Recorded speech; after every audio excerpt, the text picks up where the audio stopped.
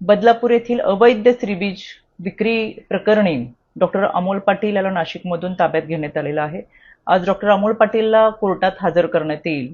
यामध्ये गेल्या 5 दिवसापूर्वी मी स्वतः बदलापूर पोलीस स्टेशनला भेट देत खरं तर तेथील सर्व विभागाशी संपर्क साधला होता आणि या दरम्यान पोलिसांना सूचना देण्यात आल्या होत्या की केवळ बदलापूर नाही, नाशिक नाही, ठाणे नाही तर संपूर्ण महाराष्ट्रामध्ये या संपूर्ण प्रकरणाचा तपास करावा। त्या अनुषंगाने ही तपासाची कारवाई सुरू आहे। यामध्ये बदलापूर पोलीस स्टेशनचे तपास अधिकारी राजेश गजल असतील अतिशय आणि त्यांची टीम अतिशय चांगल्या पद्धतीने तपास करत आहे। यामध्ये जळगाव मधून देखील एक आरोपी ताब्यात घेतलेला आहे, जो खोटे आधार कार्ड बनवून महिलांवरती ट्रीटमेंट करत असताना त्यांचा वापर करत होता।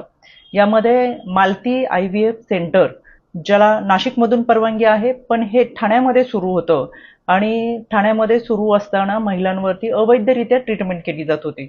याच अनुषंगाने काही महिलांनी तक्रार दाखल केलेली आहे, पण ज्या महिलांनी अजूनही तक्रार दाखल केली नाही किंवा ज्यांना आपल्या ओळखीची भीती वाटतेय पण त्यांची ओळख ही पूर्ण गोपनीय ठेवली जाईल, त्यांनी पुढे येऊन राज्य महिला आयोगाकडे तक्रार दाखल करावी। यामध्ये केवळ बदलापूर, नाशिक, ठाणेच नाही तर संपूर्ण महाराष्ट्रामध्ये या रॅकेटचे जे पाळेमुळे आहेत ते मुळासकट उखडून टाकण्याचं काम हे पोलिसांच्या माध्यमातून सुरू आहे। राज्य महिला आयोग म्हणून आम्ही यावरती संपूर्णपणे लक्ष देतोय, त्याच्यामुळे कोणीही पीडिता महिला असेल तर त्यांनी समोरून आपली तक्रार दाखल करावी।